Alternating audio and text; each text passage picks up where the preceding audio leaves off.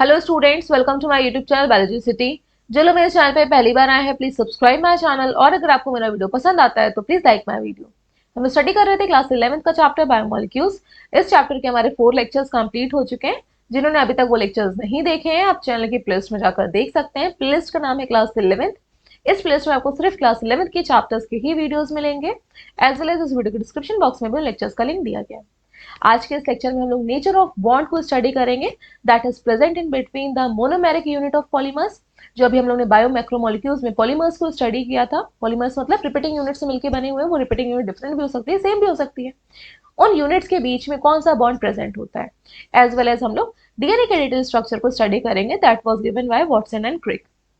लेकिन टॉपिक को स्टार्ट करने से पहले अब तक इस चैप्टर में जितना पढ़ा है उसको एक बार रिकॉल कर लेते हैं, क्योंकि कंटिन्यूएशन में है ये सारा कुछ। सबसे पहले हम लोग ने केमिकल एनालिसिस को देखा था कि कैसे हम लोग किसी भी टिश्यू की केमिकल एनालिसिस करते हैं। तो टिश्यू लिया था, इस टिश्यू को हम लोग ने क्रश किया था with along with trichloroacetic acid. Trichloro acetic acid crush करने से हम लोग को क्या मिली थी, स्लरी मिली थी। देन हमने स्लरी को हम लोग ने फिल्टर किया था। फिल्टर करने से हमें दो फ्रैक्शन मिले थे। आफ्टर फिल्ट्रेशन हमको दो फ्रैक्शन मिले थे। एक था रिटेंटेट जो ऊपर रह गया था, फिल्टर नहीं हुआ था, retentate that is known as acid insoluble pool या एसिड इनसॉल्युबल फ्रैक्शन, क्योंकि एसिड में सोलिबलाइज नहीं हुआ था। अगर सोलिबलाइज हो जाता तो फिल्टर होकर नीचे आ जाता। सो इनसॉल्युबल पूल। एंड जो फिल्टर होकर नीचे मिला था उसको हम लोग बोलते हैं फिल्ट्रेट। फिल्ट्रेट को हम लोग क्या बोलते हैं, acid soluble pool. After that हम लोग ने जो एसिड्स इनसॉल्युबल पूल में ऑर्गेनिक कंपाउंड्स मिले उनकी केमिकल एनालिसिस करी। अब जब उनका मॉलिक्यूलर वेट को देखा गया तो सबका मॉलिक्यूलर वेट अराउंड 10,000 डेल्टन था या उससे ज्यादा था, एक्सेप्ट लिपिड। सो उनका मॉलिक्यूलर वेट 10,000 डेल्टन से ज्यादा था या 10,000 डेल्टन था अराउंड। सो उनको हम लोग ने क्या बोल दिया, बायो मैक्रोमोलिक्यूल, क्योंकि मॉलिक्यूलर वेट ज्यादा था और एसिड इनसॉल्युबल फ्रैक्शन में पाए जा रहे थे। इसलिए भी हम लोगों ने बायो मैक्रोमोलिक्यूल्स बोला। तो उस बायो मैक्रोमोलिक्यूल्स में कौन कौन से मैक्रोमोलिक्यूल्स हैं, protein, nucleic acid. Nucleic acid, that means the acid which is present inside the nucleus, it is RNA and DNA. Nucleic acid नाम रख दिया उनको क्योंकि न्यूक्लियस के अंदर थे। एंड कार्बोहाइड्रेट्स में पॉलीसेक्राइड्स थे। कार्बोहाइड्रेट्स कार्बोहाइड्रेट्स में भी पॉलीसेक्राइड्स, पॉलीसेक्राइड्स एंड लिपिड्स। इन सबको हमने किस में रखा, बायो मैक्रोमोलिक्यूल्स में। बायो मैक्रोमोलिक्यूल्स जिसमें से प्रोटीन्स का, न्यूक्लिक एसिड का एंड पॉलीसेक्राइड का जो मॉलिक्यूलर वेट था it is more than 10,000 dalton और अराउंड 10,000 डेल्टन, अराउंड 10,000 डेल्टन। इसलिए हमने इनको बायो मैक्रोमोलिक्यूल्स में रखा। बट जो लिपिड का आपका मॉलिक्यूलर वेट है it is less than 1,000 dalton या अराउंड 800 डेल्टन। फिर भी हमने इसको किस में रखा, बायो मैक्रोमोलिक्यूल में। इसका भी रीजन हम लोगों ने डिटेल में स्टडी किया था। तो हम लोग प्रोटीन को डिटेल में स्टडी कर चुके हैं, न्यूक्लिक एसिड को, पॉलीसेक्राइड को एंड लिपिड को भी। इनकी जो यूनिट्स हैं उनको देख लेते हैं। सबसे पहले प्रोटीन्स को। Protein is a polymer. Polymer means repeating unit से मिलकर बना हुआ है। प्रोटीन की जो रिपीटिंग यूनिट है वो डिफरेंट होती हैं। सेम प्रोटीन सेम जो यूनिट्स हैं उनसे मिलकर नहीं बना हुआ होता कोई भी प्रोटीन। होमोपॉलीमर नहीं है, it is a heteropolymer. Heteropolymer मतलब छोटे छोटे यूनिट्स तो हैं जिनको हम लोग अमीनो एसिड्स बोलते हैं, लेकिन वो सेम नहीं है। कोई भी ऐसा प्रोटीन अभी तक नहीं मिला। सो इनकी जो यूनिट है इट इज अमाइनो एसिड। ये अमाइनो एसिड एक दूसरे के साथ लिंक होते चले जाते हैं। तो आज के टॉपिक में हमें यही पढ़ना है कि जो मोनोमेरिक यूनिट है दीज अमाइनो एसिड, ये आपस में किस बॉन्ड से लिंक है। जो ये बॉन्ड इनके बीच में प्रेजेंट है या ये बॉन्ड कौन सा है। Protein is a polymer. Next polymer जो हमारा पॉलीसेक्राइड।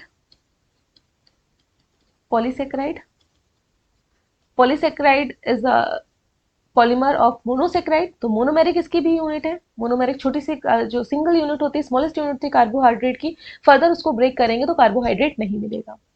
तो यहाँ पे हम मोनोमर्स बना देते हैं इस तरह से राउंड शेप में। बहुत सारे मोनोमर्स हैं, या आप बोल सकते हो मोनोसेक्राइड्स हैं।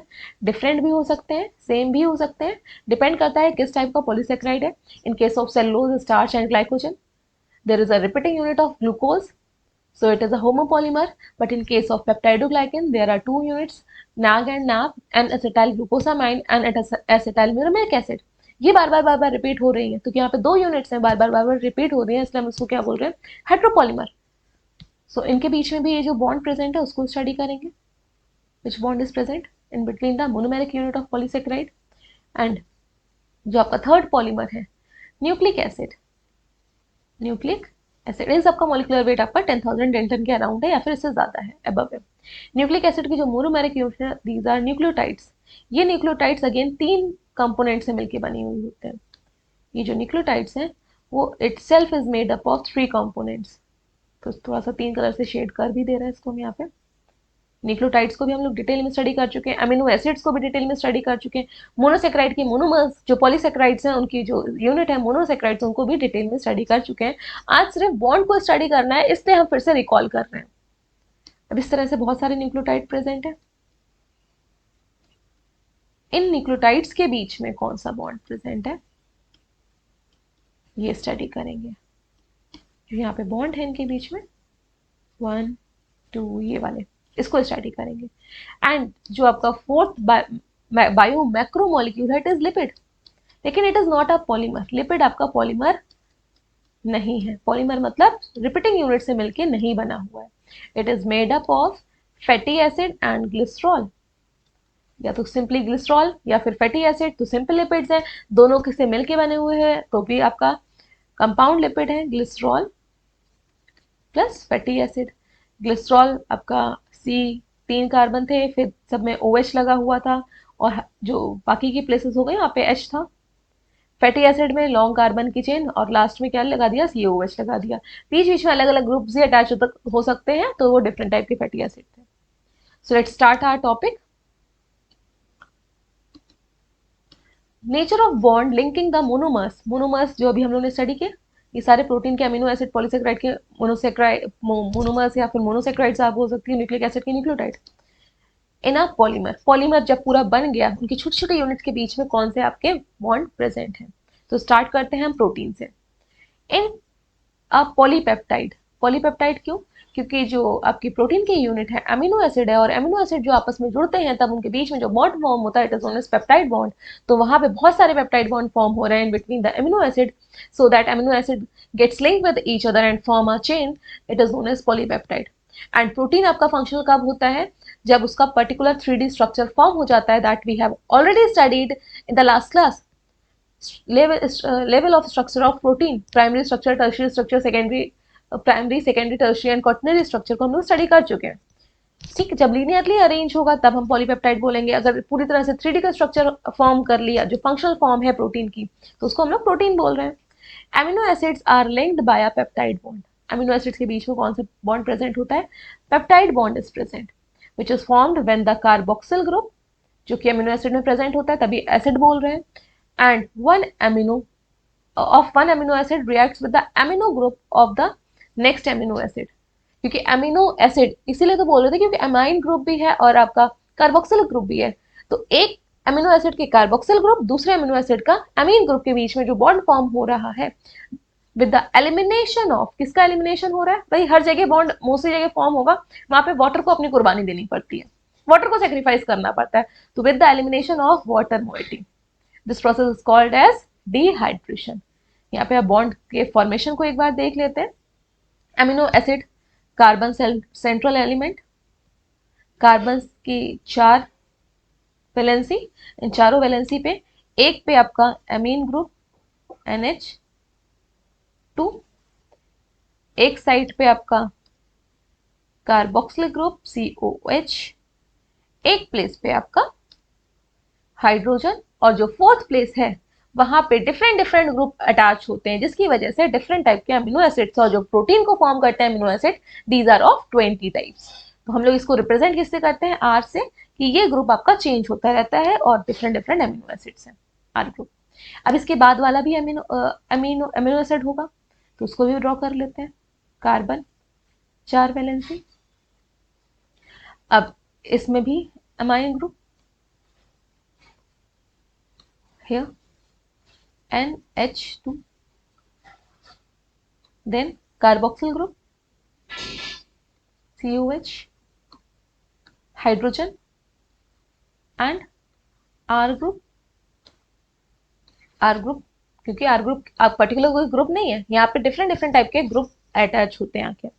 सो अभी हम लोग ने क्या पढ़ा, एक एमिनो एसिड का कार्बोक्सिल ग्रुप, कार्बोक्सिल ग्रुप कौन सा है, दिस वन, एंड दूसरे एमिनो एसिड का अमीन ग्रुप, दिस वन। इनके बीच में से कौन किस क्या रिलीज होगा, एलिमिनेट होगा, वाटर, और जो बॉन्ड फॉर्म होगा उसी को ही हम लोग क्या बोलेंगे, पेप्टाइड बॉन्ड। देखिएगा,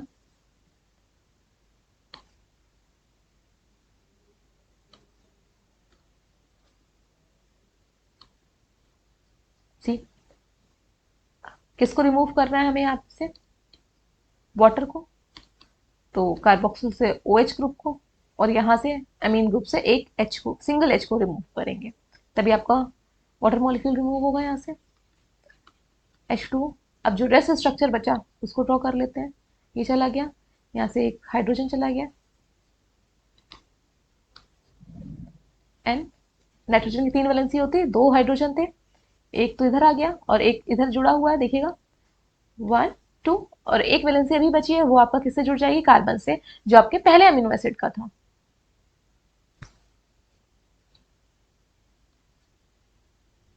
इधर भी कार्बन की भी कितनी वैलेंसी, 4 इस वाले की, तो 2 तो ये हो गई, ऑक्सीजन जुड़ी हुई है, यहाँ से वाटर चला गया, और यहाँ पे कार्बन एंड नाइट्रोजन के बॉन्ड बीच में बॉन्ड बन गया। तो इतने पूरे को कार्बोक्सिलिक ग्रुप पहले वाले का, दूसरे वाले का अमीन ग्रुप, और यहाँ पे कार्बन एंड नाइट्रोजन के बीच में बॉन्ड फॉर्म हुआ, बॉन्ड फॉर्म हुआ, this whole is known as peptide bond. तो आपको यहाँ पे बॉन्ड का सिर्फ नाम याद रखना है, तो मैंने आपको समझाने के लिए बता दिया।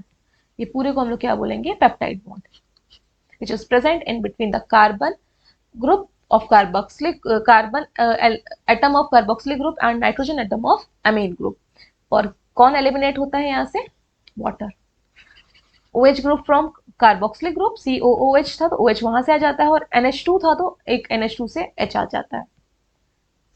नेक्स्ट बॉन्ड पढ़ लेते हैं, किसके बीच में है हमारा, पॉलीसेक्राइड्स के बीच में। पॉलीसेक्राइड्स मतलब कि कार्बोहाइड्रेट्स की बात हो रही है। So in polysaccharides the individual monosaccharides जो यूनिट है उनको हम लोग क्या बोल रहे हैं, monosaccharides are linked by glycosidic bond. यहाँ पे आपको सिर्फ नाम ही याद करना है। तो पॉलीसेक्राइड में जो बॉन्ड प्रेजेंट होता है, it is glycosidic bond. Again it is also formed from by dehydration. Dehydration मतलब वाटर मॉलिक्यूल की यहाँ पे भी कुर्बानी होगी। ड्रॉ करके देख लेते हैं स्ट्रक्चर को अगेन, यहाँ पे भी किसका स्ट्रक्चर ड्रॉ करें हम लोग, let's draw the structure of a glucose. Glucose is a 6 carbon compound. 5 carbons are present in the ring and 1 is outside the ring। जो आपके पॉइंट्स होते हैं वहां पे मतलब है कार्बन प्रेजेंट है, 1 2 3 4 5 and 1 is outside the ring, CH2OH। Rest places पे HOH HOH HOH H से बना दिया, इसका है ग्लूकोज का है। अब इसकी दूसरी यूनिट भी होगी, इसको भी ड्रॉ कर लेते हैं।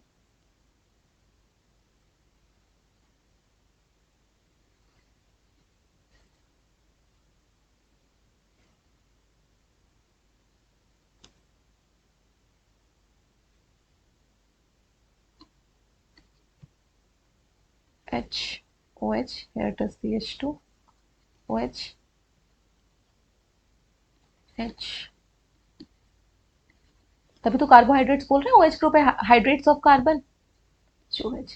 अब दो जो एडजेसेंट आपके ग्लूकोज के मॉलिक्यूल्स हैं 1 and 2, इसमें भी वाटर मॉलिक्यूल, एक यहाँ से OH ग्रुप सपोज चला गया और यहाँ से H ग्रुप चला गया, ठीक। अब बॉन्ड फॉर्म होगा इनके बीच में, नहीं H नहीं, यहाँ से नहीं जाएगा, सॉरी। OH ग्रुप यहाँ से गया, H ग्रुप आपका यहाँ से गया, दूसरे वाले OH ग्रुप से सिर्फ H ग्रुप आपका रिमूव हुआ इस जगह से। तो क्या हो गया आपका H2O, वाटर मॉलिक्यूल एक रिलीज हो गया यहाँ से। अब बचा यहाँ पे क्या, ऑक्सीजन। ऑक्सीजन की दो वैलेंसी है, एक तो आपका इस वाले ऊपर वाले कार्बन से अटैच है, दूसरा आपका हाइड्रोजन यहाँ से तो रिमूव हो गया। तो इन दोनों के यहाँ पे जो बॉन्ड फॉर्म हो रहा है, अब इसको हम लोग ग्लाइकोसिडिक बॉन्ड बोलेंगे, लाइक दिस। कंप्लीट हो गई वैलेंसी पूरी ऑक्सीजन की, इस साइड से इस कार्बन से, इस साइड से इस कार्बन से। This is known as glycosidic bond. तो दो मोनोसेक्राइड की यूनिट के बीच में ग्लाइकोसिडिक बॉन्ड प्रेजेंट होता है, और वहां पे भी क्या रिलीज हो रहा होता है ग्लाइकोसिडिक बॉन्ड के फॉर्मेशन के लिए, water molecule. Last polymer is nucleic acid, उसमें भी देख लेते हैं कौन सा बॉन्ड प्रेजेंट है। इन nucleic acid a phosphate moiety links with the third carbon of one sugar of one nucleotide to the fifth carbon of the sugar of the succeeding nucleotide। सी, क्योंकि हम लोग न्यूक्लियोटाइड को स्टडी कर चुके हैं, तो nucleotide is made up of three components. Three component कौन कौन से थे, phosphate group, pentose sugar, in case of RNA it is ribose sugar, in case of DNA it is deoxyribose sugar, and nitrogenous bases। nitrogenous bases हम लोगों ने ring के basis में दो कैटेगरी में डिवाइड किए थे, those which have two heterocyclic ring known as purines, and purines में adenine and guanine थे। those which have only one ring are considered as pyrimidines, in which thymine, uracil and guanine are there। तो यहाँ पे diagram से समझ लेते हैं, free line आपको समझ में आएगी।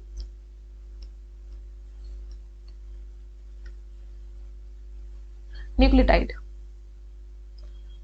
पहले न्यूक्लिक एसिड।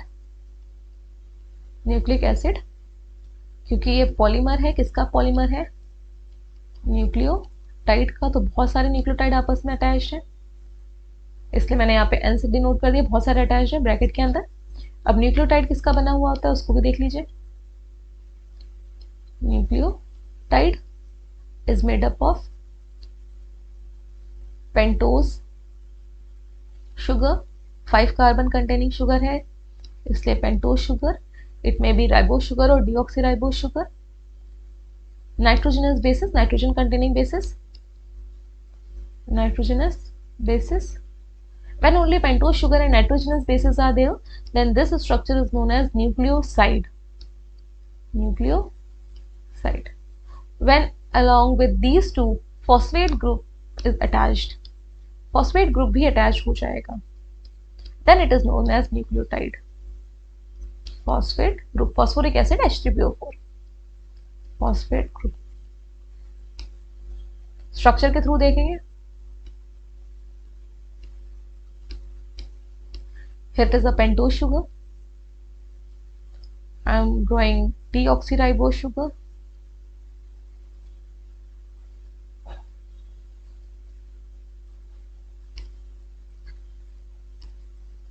शुगर है तो कार्बोहाइड्रेट है, दैट मीन्स OH होगा। सेकेंड जो कार्बन है ये फर्स्ट, यहाँ पे फर्स्ट स्टार्ट है, फिर ये सेकंड। सेकंड में आपका हाइड्रोक्सिल ग्रुप प्रेजेंट नहीं होता है, that's why we called it a deoxyribose sugar. और राइबोस शुगर में यहाँ पे सेकंड कार्बन में OH ग्रुप प्रेजेंट होता है, तो इसमें क्योंकि नहीं है इसको रेज कर देते हैं। एंड बाकी ये प्लेस पे सेम ऐसे ही रहता है।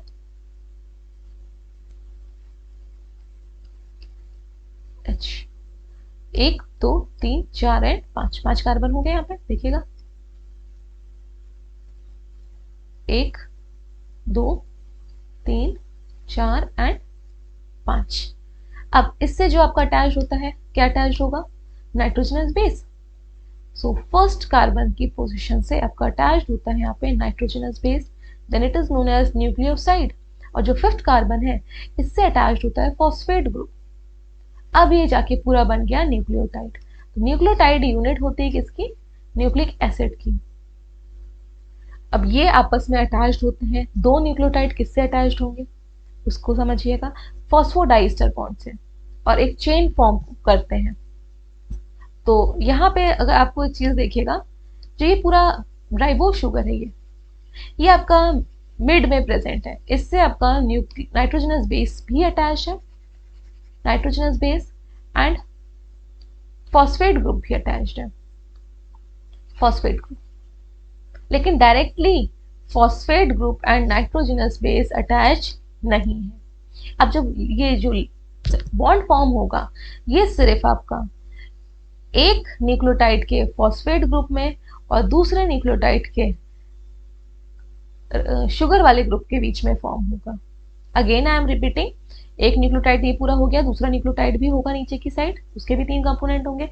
तो नीचे वाला अब ये इसका जो आपका ये वाला पार्ट है, जो शुगर वाला पार्ट है, ये पूरा ये शुगर वाला पार्ट है, ये दूसरे वाले के फॉस्फेट ग्रुप से अटैच होगा, जो नीचे प्रेजेंट होगा दूसरा नेक्स्ट इसके फॉस्फेट ग्रुप से ये पूरा अटैच होगा।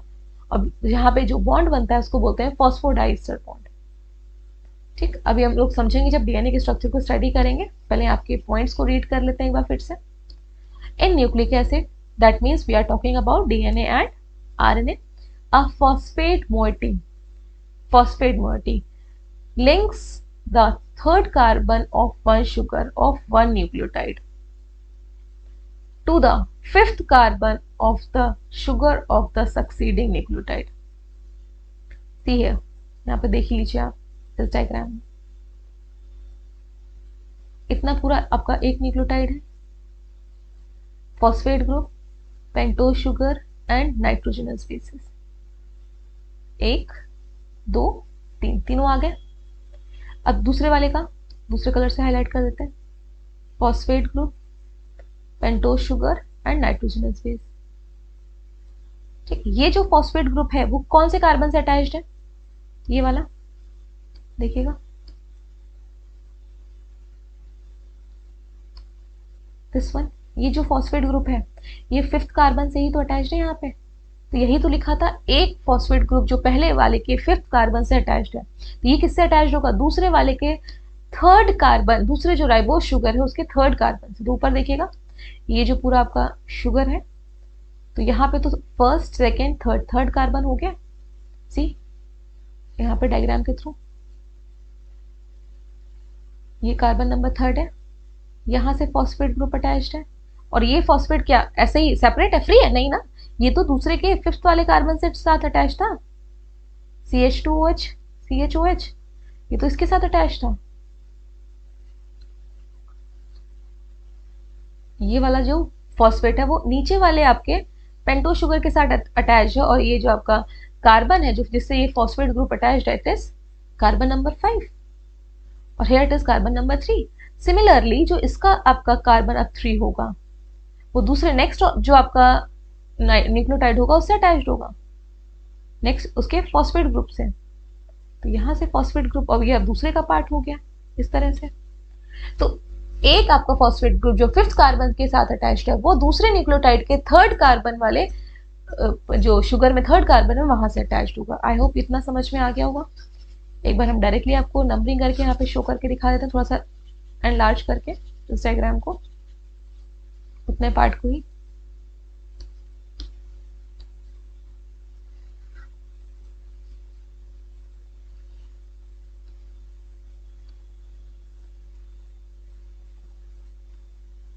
दिख रहा होगा आपको डायग्राम। आपको सिर्फ नाम याद रखना है, लेकिन ये बॉन्ड कैसे बना वो पता होना चाहिए। ये आपका पेंटोज शुगर है एक न्यूक्लियोटाइड का, इसका carbon number 1, carbon number 2, carbon number 3। इस कार्बन 3 पे यहाँ पे क्या होगा भाई, OH होगा ना, पहले जब आपका राइबोस शुगर था लेकिन वाटर मॉलिक्यूल यहाँ से रिलीज हुआ होगा तो हाइड्रोजन तो हट गया। और जो दूसरा आपका पेंटोज शुगर है, कार्बन 1 2 3 4 एंड ये 5th कार्बन, इस कार्बन का ये पूरा एक न्यूक्लियोटाइड है, यहाँ से लेके यहाँ तक का पूरा नाइट्रोजनस बेस तक ये पूरा एक न्यूक्लियोटाइड है। ऊपर क्या था इस जगह पे भी, ये फॉस्फेट ग्रुप, फिर pentose sugar and nitrogenous base, ये T लिखा है, इट इज थाइमिन। ठीक, ये आपका एक न्यूक्लियोटाइड है, न्यूक्लियोटाइड 1, फिर इट इज न्यूक्लियोटाइड 2। तो अब मेन किसके बीच में लिंकेज हो रहा है, सिर्फ pentose sugar and phosphate group के बीच में लिंक हो रहा है। यहाँ पे जो नाइट्रोजनस बेस है वो तो फ्री है, वो हम लोग बाद में डीएनए के स्ट्रक्चर में पढ़ेंगे कि उनका क्या काम है। ठीक, अब इसमें जो आपका पेंटोज ग्रुप है, ये जो सॉरी पेंटोज बोल रहे हैं, फॉस्फेट ग्रुप है। ये वाला फॉस्फेट ग्रुप तो आपका 5th कार्बन से अटैच है ना, तो एक फॉस्फेट ग्रुप जो आपका न्यूक्लियोटाइड के 5th कार्बन से अटैच्ड है, वो दूसरे न्यूक्लियोटाइड के में जो आपका राइबो शुगर है उसके 3rd कार्बन के साथ अटैच होगा, और उनके बीच में जो बॉन्ड बन रहा है that is only 3rd carbon है। 3rd कार्बन में यहाँ पे OH ग्रुप नीचे की साइड प्रेजेंट था, हाइड्रोजन चला गया, इसमें H3PO4 था, इसका H चला गया, OH चला गया एक, तो यहाँ पे क्या फॉर्म हो गया, वाटर मॉलिक्यूल रिलीज हुआ and it forms phosphodiester bond. Now what do you mean by Easter? Ester bond का मतलब होता है कि ऑक्सीजन बीच में हो, इधर एक कोई आपका पूरा कार्बन कंटेनिंग ग्रुप हो और इधर की साइड को पूरा कार्बन कंटेनिंग ग्रुप हो, उसको हम लोग रिप्रेजेंट करते हैं आर हो। डिफरेंट भी हो सकते हैं, सेम भी हो सकते हैं, तो R1 R2 भी लिख सकते हो या दोनों सेम भी हो सकते हैं।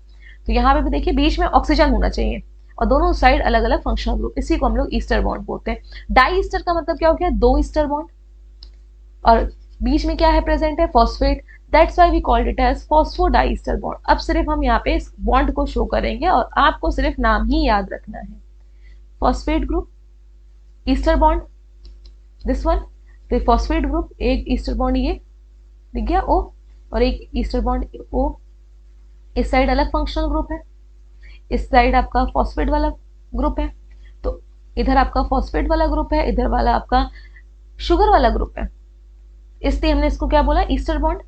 सेम दूसरा भी तो ईस्टर बॉन्ड है यहाँ पे ऊपर वाला, इसमें भी तो सेम यही है, ऑक्सीजन है, इस साइड पूरा एक ग्रुप है शुगर वाला, इस साइड फॉस्फेट ग्रुप है, तो कितने आपके ईस्टर बॉन्ड हो गए यहाँ पे, 2, एक ये, एक दूसरा ये, और बीच में क्या है, फॉस्फेट ग्रुप है, that's why it is known as phosphodiester bond. I hope समझ में आ गया होगा अब आपको। का साइज एक्चुअल ले लें, आगे डायग्राम में काम आएगा ये भी डीएनए के स्ट्रक्चर में।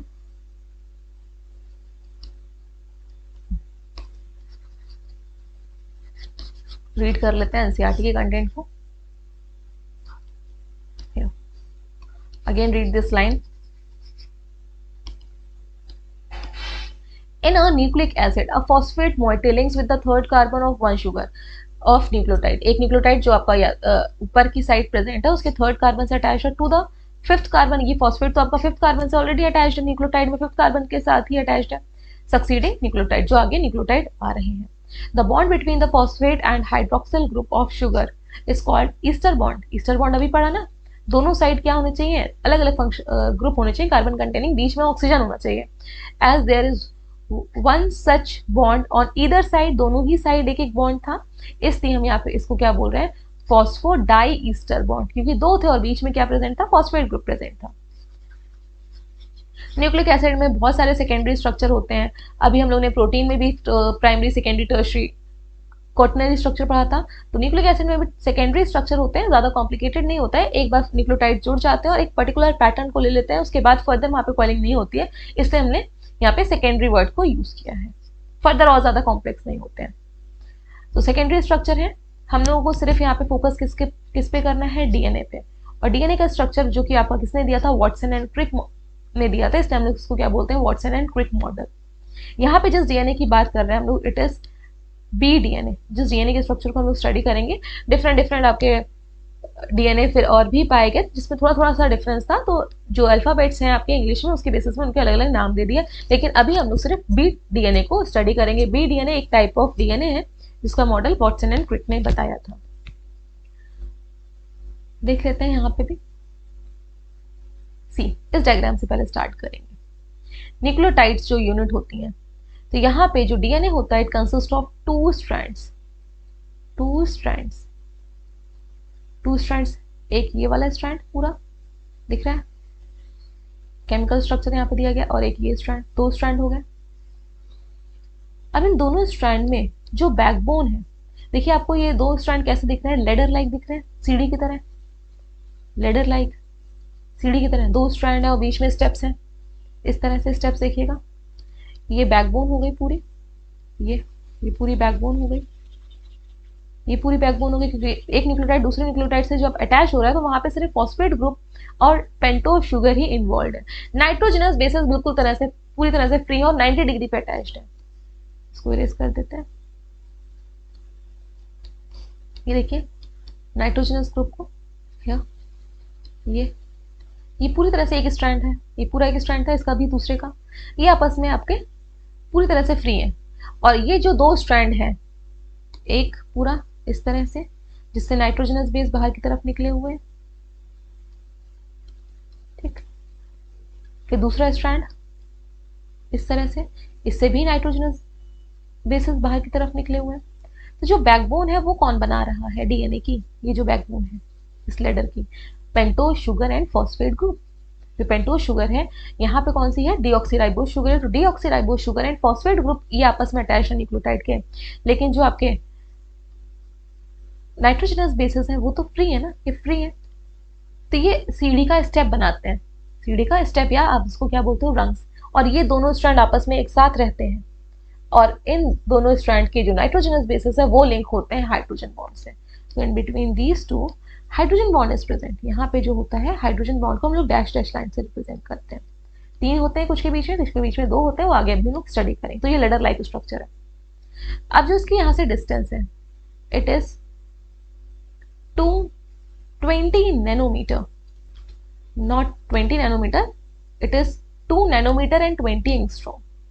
2 नैनोमीटर आप बोल सकते हो या फिर 20 एंगस्ट्रॉम बोल सकते हो।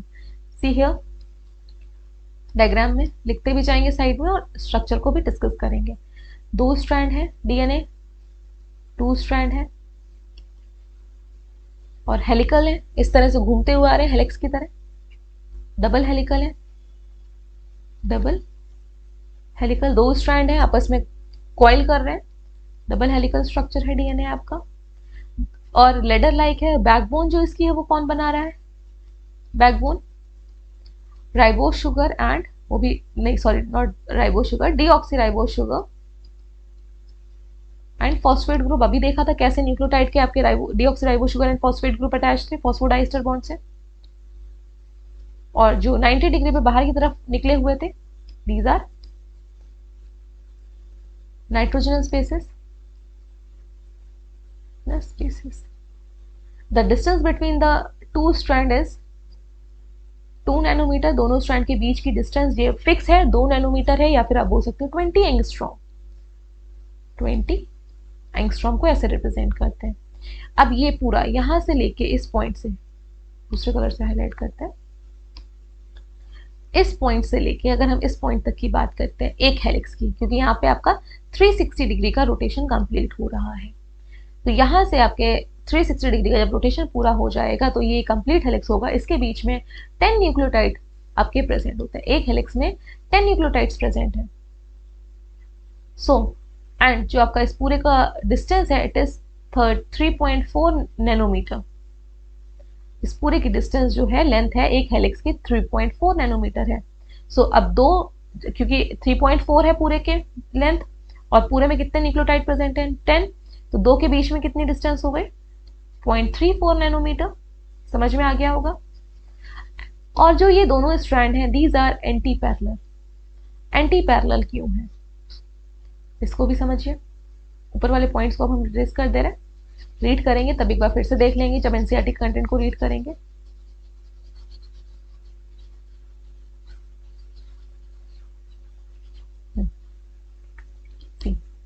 एक स्ट्रैंड जब आपका रन कर रहा है इस तरह से, तो इसमें 90 डिग्री पे आपके क्या निकले हुए हैं, नाइट्रोजनस बेसिस। नाइट्रोजनस बेसिस फिर इस साइड आ गया क्योंकि टर्न कर गया है।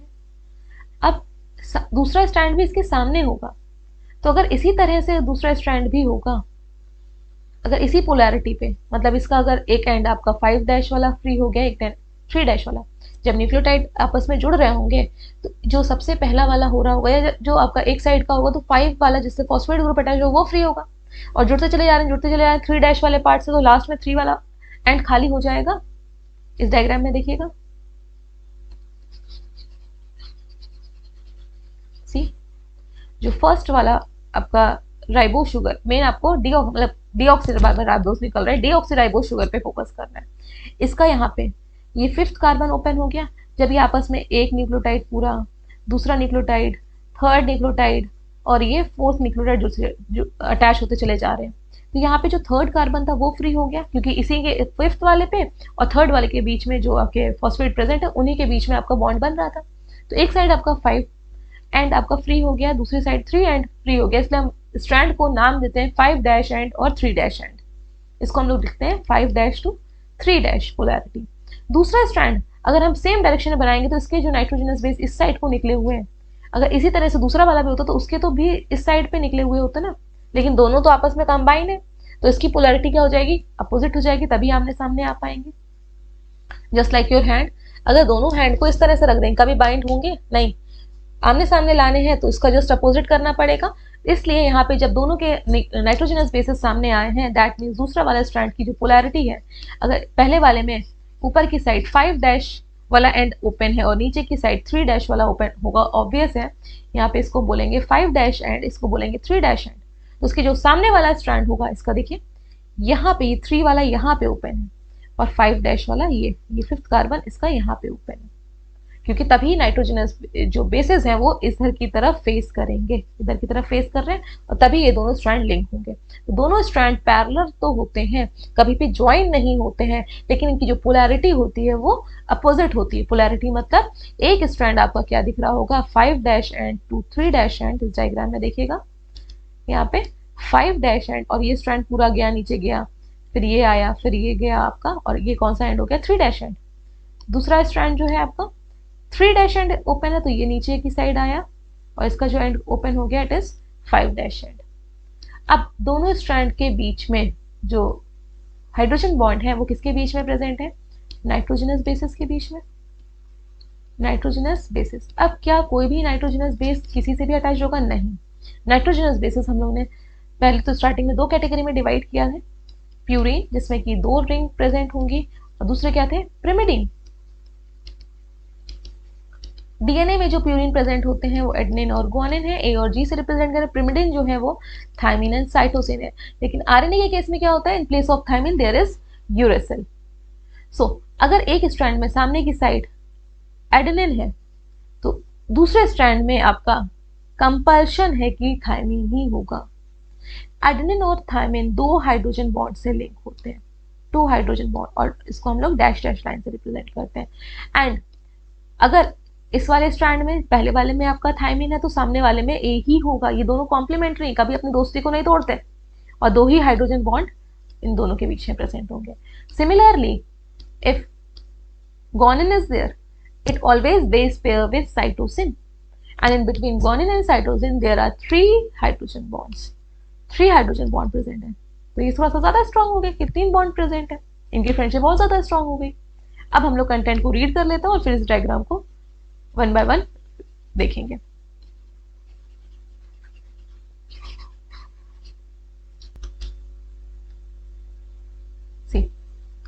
अकॉर्डिंग टू दिस मॉडल, जो वॉटसन एंड क्रिक ने मॉडल दिया था, double helical model of DNA, according to this model DNA exist as double helix. 2 strand थे हेलिक्स के फॉर्म में। The 2 strand of polynucleotide, polynucleotide मतलब एक न्यूक्लियोटाइड दूसरे से जुड़ता चला जा रहा था, और इसके कितने स्ट्रैंड थे, 2। ये कैसे हैं, एंटी पैरेलल है।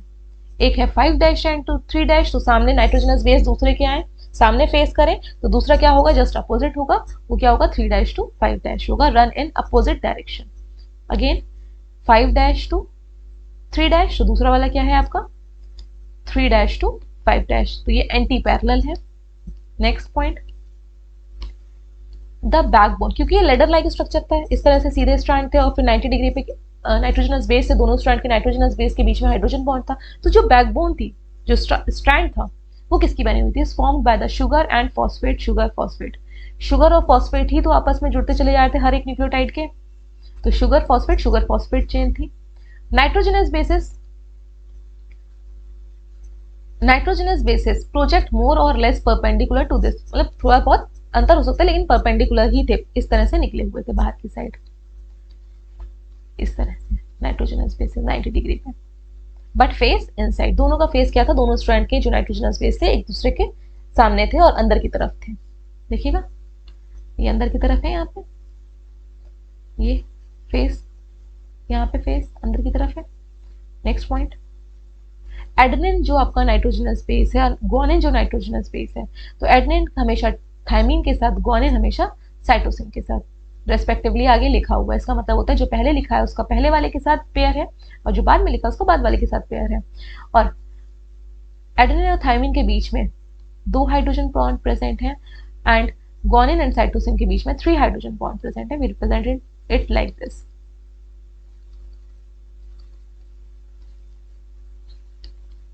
तीन hydrogen bond. Next point, each strand appears like a helical staircase, लिख रहा है घूमती हुई सीढ़ियां हेलिक्स के फॉर्म में, हेलिकल स्टेयरकेस इस तरह से चलती हुई जा रही है।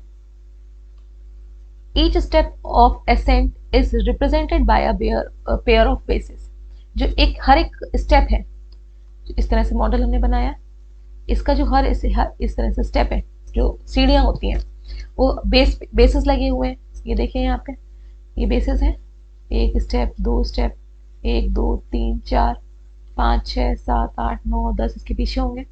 तो इस तरह से जो स्टेप है इसका, सीढ़ी का जो स्ट्रक्चर है लेडर लाइक, वो किसका है? Steps are made up of nitrogenous basis.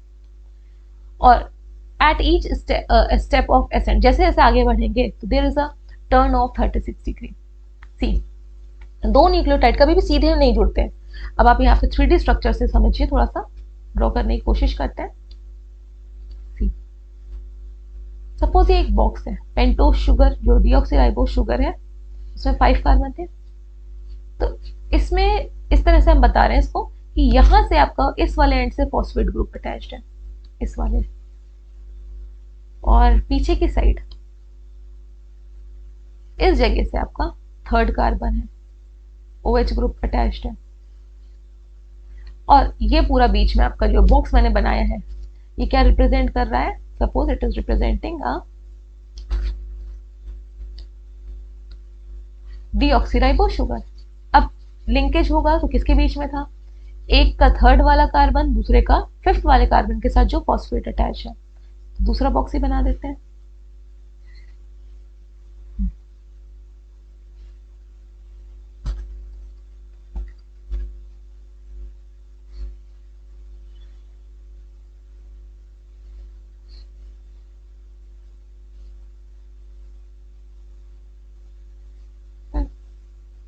अब जो फॉस्फेट ग्रुप था वो तो यहाँ पे है, और जो 3rd वाला कार्बन था वो इस जगह पे है, आगे की साइड है 3rd वाला।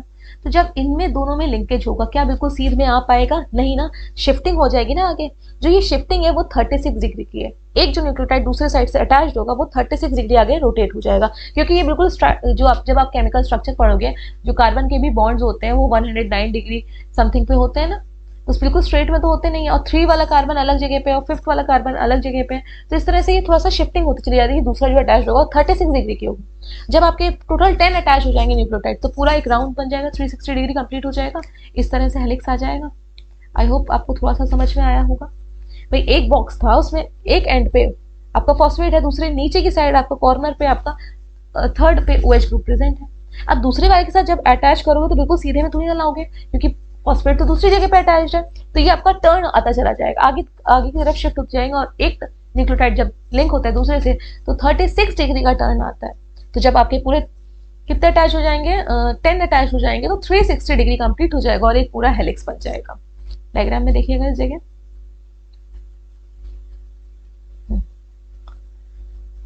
1 2 3 4, एक पीछे होगा 5 6 7 8 9 और इसके पीछे एक 10, पूरे 10 अटैच हो गए। तो पूरा एक टर्न कंप्लीट हो गया, एक पूरी ये साइकिल, एक हाफ सर्किल और ये पूरा हाफ सर्किल। अब उसी जगह थोड़ी ना रोटेट करेगा, क्योंकि वो तो नीचे की साइड अटैच कर रहे हो, तो आगे शिफ्ट होता चला जा रहा है। तो ये पूरा आपका कंप्लीट सर्किल बन गया इस तरह से। हाफ सर्किल ये इतना हो गया पूरा हाफ सर्किल, और हाफ सर्किल ये हो गया। जब इसको जोड़ोगे तो पूरा कंप्लीट सर्किल हो गया। सिमिलरली दूसरे स्ट्रैंड का भी होगा और आपका हेलिक्स फॉर्म हो जाएगा। नेक्स्ट पॉइंट,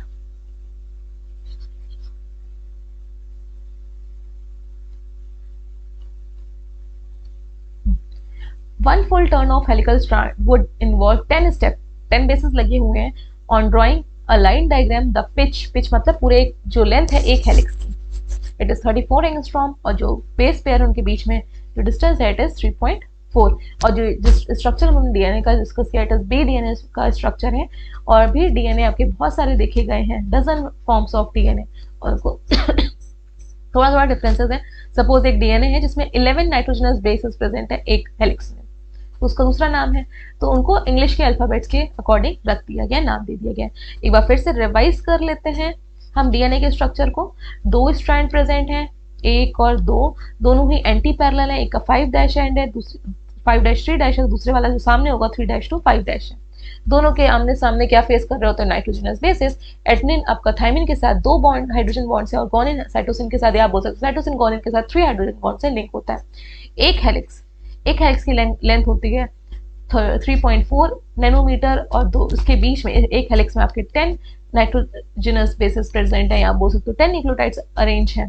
तो क्योंकि 10 है और एक की आपकी 3.4 नैनोमीटर है, तो दो नाइट्रोजनस बेस के बीच में डिस्टेंस क्या होगी, 0.34 नैनोमीटर। और जो इसकी डायमीटर है इट इज 2 नैनोमीटर। जो इसकी डायमीटर है, दोनों क्योंकि पैरेलल रन कर रहे हैं, कभी भी टच नहीं करेंगे, 2 नैनोमीटर है।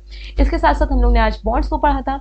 एमिनो एसिड के बीच में जो बॉन्ड होता है इट इज पेप्टाइड बॉन्ड, सिर्फ आपको नाम याद रखना है। जो मोनोसेक्राइड्स के बीच में होता है it is glycosidic bond, and जो आपका न्यूक्लियोटाइड्स के बीच में होता है इट इज फॉस्फोडाइईस्टर बॉन्ड। सिर्फ नाम याद रखना है आपको, फॉस्फोडाइईस्टर बॉन्ड।